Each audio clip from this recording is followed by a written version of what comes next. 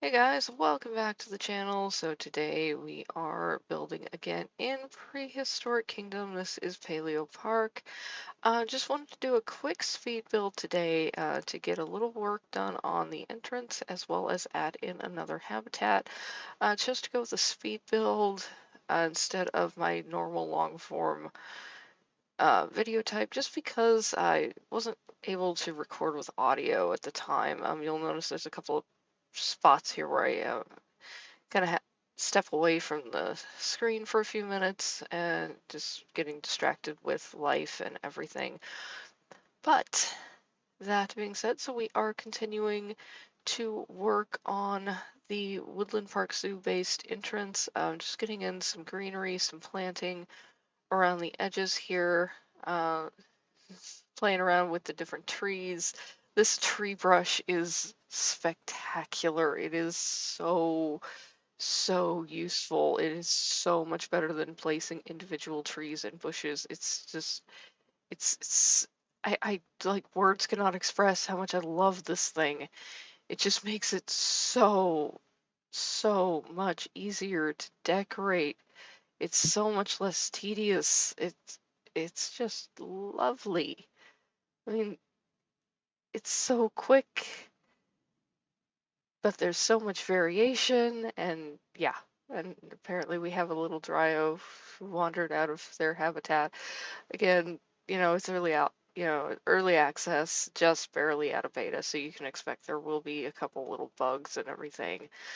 One of the most awesome things about Prehistoric Kingdom is the pathing system and how it works. It's super easy to use. Creating plazas is just there's nothing to it. You can create them pretty much any shape you want. Depending on whether you have angle snap turned on or off.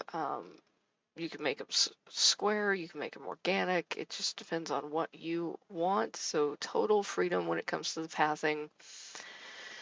Yeah, so I wanted to have a couple large planters here to break up this main plaza.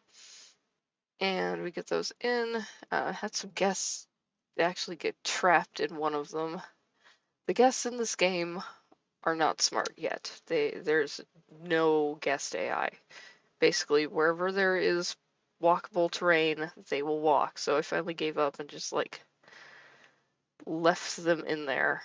So we've got one guest trapped in there and they are not coming out. So I ended up putting in these big trees and then deciding that they are too large. There seems to be a little bit of a bug right now with the tree removal brush where sometimes it just doesn't work. Um, Sometimes I don't know what triggers it to work or not work, but there it just was not going to remove those big trees, so fine, we'll leave them. We'll just keep them. Putting in a lot of the undergrowth. Just this is so fast, so easy. I mean, in Planet Zoo, I'd be placing individual ferns and bushes. And you do have that option. Some of the floral options are only single placeable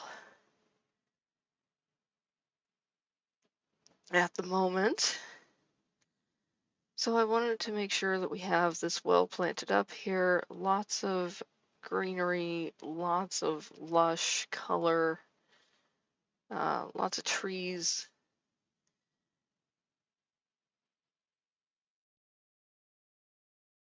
Still working on uh, getting this little entrance area straightened out completely. It's gonna take a little bit to work on it. Just I'm not feeling the buildings right now. I'm really not. So I'm just kind of working on it here and there.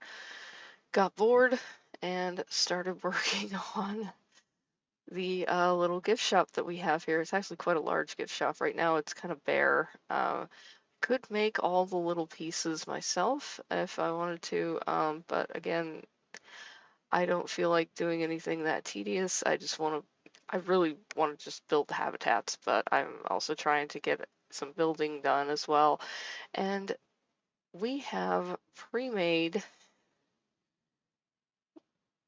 gift shop pieces already in game. So fantastic. They're great little additions to. There's only a handful of them right now, but you can kind of flesh out your gift shop with some prefabs, which is really quite nice. Um, this game's going to come with a lot of different prefabs that we can use, so I'm using just the modern archway one here. Taking a look at some of the other options just to add a little more visual element to that entrance. And I decided that I needed to be something uh, on the right-hand side to balance out the large gift shop on the left. So after we get the path placed in here, which is going to run in kind of a loop, so I just have it kind of organically snaking along right now. Decided that there is something missing in a couple of these areas. First up, went ahead and added one of the prefab backstage buildings to the Dryosaurus Habitat, which works out very, very nicely. They can use it, they can access it. Just getting rid of the grass underneath there. One thing we don't currently have in this game is null barriers, which is kind of unfortunate. So you have to kind of mess with it a little bit to get them to connect properly without it like looking so, without them being really obvious that you're cutting through like a prefabricated building. But was able to get something in there to make that a valid habitat again. So the little building over to the side here, probably eventually turn it into like a rental shop where you'd rent your strollers, your wheelchairs, etc. Same style as everything else, just the glass front with the horizontal wood planks. And this is one of those times where I got distracted, unfortunately.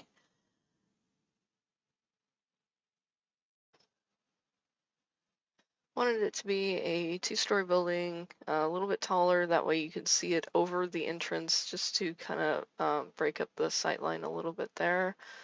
The flooring options we have are quite nice right now. Uh, it's nice to mix and match some of the modern and the tropical and the different options that we have. So going in with a little bit of landscaping in some of these blank areas, and then I decided I wanted to see if I could fit a prefab restaurant in there. So I went with the T-Rex Cafe, and it fits really well in that little corner and just kind of fills that space nicely. And we need a food option at the entrance anyways.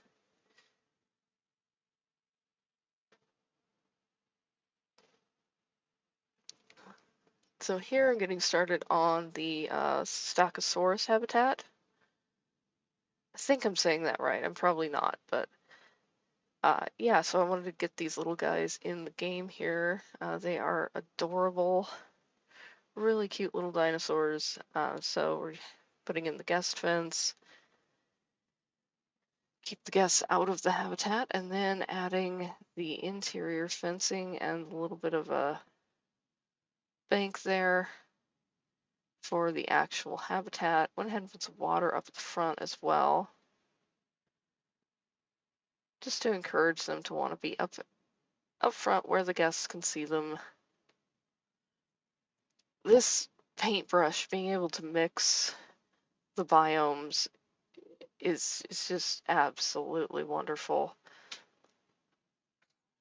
So I always like to do a double fence with something like this. Usually you'll see this in zoos quite a bit. You'll see the actual fence that keeps the animal contained, and then the secondary fence that keeps the guests away from the animal fence so that people don't stick their fingers through and get them bitten off or climb on in there and wonder why the big fluffy kitty is now chewing on their leg.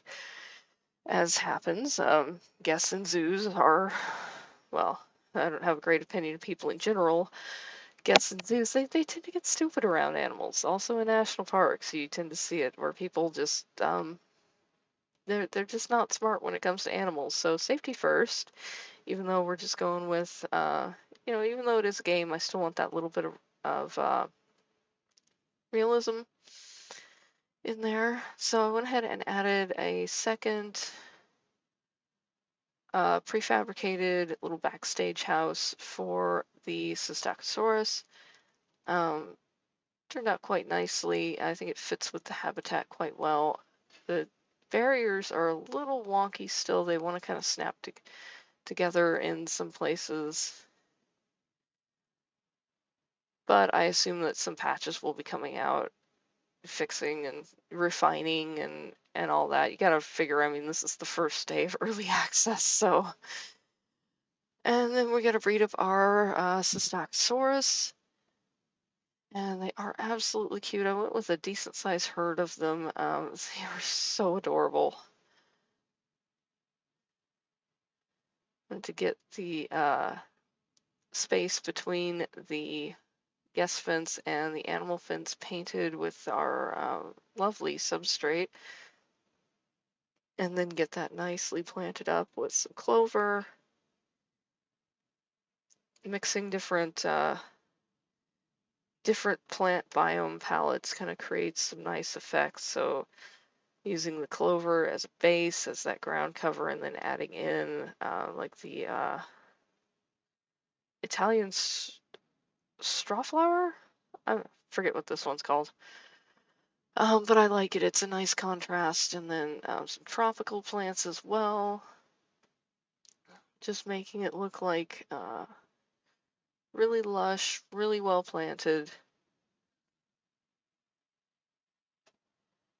And then getting the terrain paint correct for our Sostakosaurus. So right now, animals don't have much in the way of a welfare system, and we're playing in Sandbox with welfare turned off anyway, so they don't really have any requirements as to how much grass or how much soil or how much sand they require, or what kind of trees they prefer. So you can kind of, in Sandbox mode, you can kind of go all out and just kind of go nuts with whatever you want to put in their habitat. So I put paper birch in the Sostakosaurus habitat. I mean, yeah, they're from Mongolia, so why not?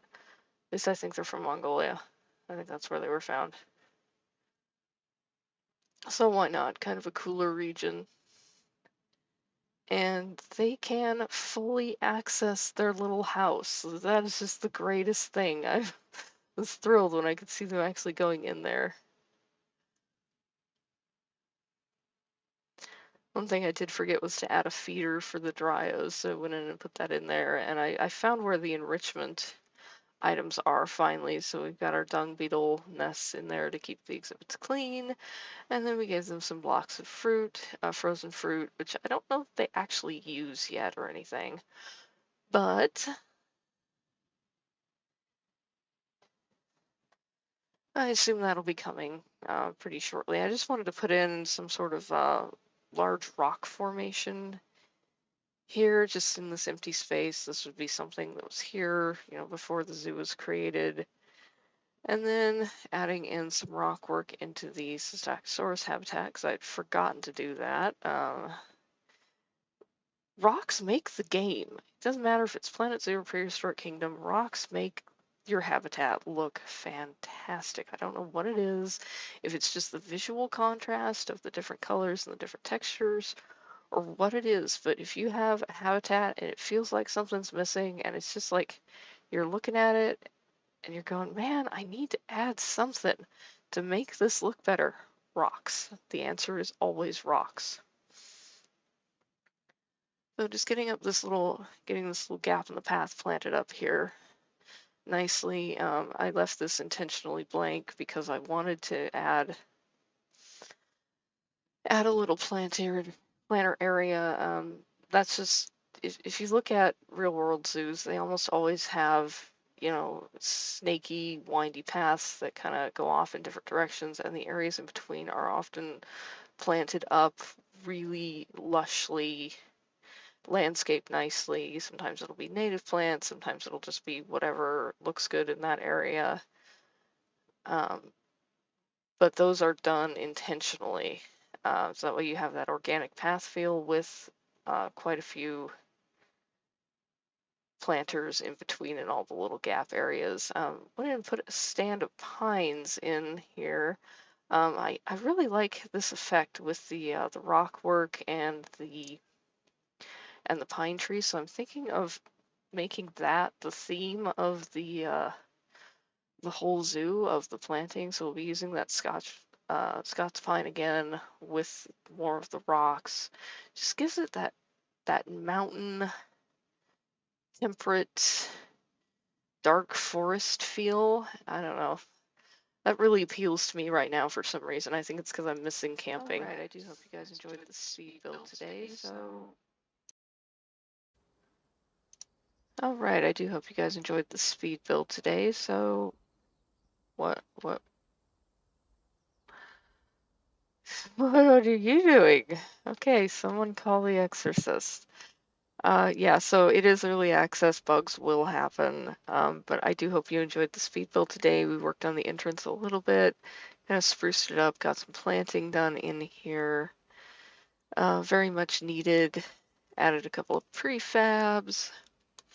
Added our first eatery over here, which is, I want to say that's the T-Rex Cafe. And then a whole bunch of planting around the Dryosaurus, and then going up in here into the Sostakosaurus Habitat, or as people are calling them, the tacos. And these little guys are just adorable. I love building for them. They are super, super, super cute. Look at that. Look at that little face. Weirdest head. You know, these are the only dinosaurs that we know for certain what their butthole looked like. We actually have enough soft tissue remains from these guys to know that they actually did have a cloaca. So, yeah. Fun fact about the Sostakosaurus. I love the coloration on them. They're just so unique. Such little cuties. So, went ahead and used just one of the prefab backstage buildings. I figure, why not? I'll probably get into building my own eventually, but for now, this just works amazing. And they can actually fit in there. If this were Planet Zoo, this whole square would have to be open for them to actually fit in there. But in this game, they can actually fit. So we have our dung beetles here, which are... There we go. Our dung beetles, which are helping clean up the paddock, make everything look really nice. We've got their feeder here. Tray of plants and veggies for them, and then some enrichment, which I don't know that they're actually using at the moment, but a block of frozen fruit. Oh, we're gonna sit down. Oh, they are so cute. Aw. Oh my god, I love this game. Alright guys, if you have enjoyed this episode, please leave it a like, comment down below, let me know what you think. Subscribe if you'd like to see more. Gonna be bringing a whole series of Prehistoric Kingdom content to the channel, and I can't wait for that. So hit that bell notification if you'd like to be notified whenever I post a new video. Alright guys, thanks so much for joining me today, and I will see you in the next one. Bye-bye.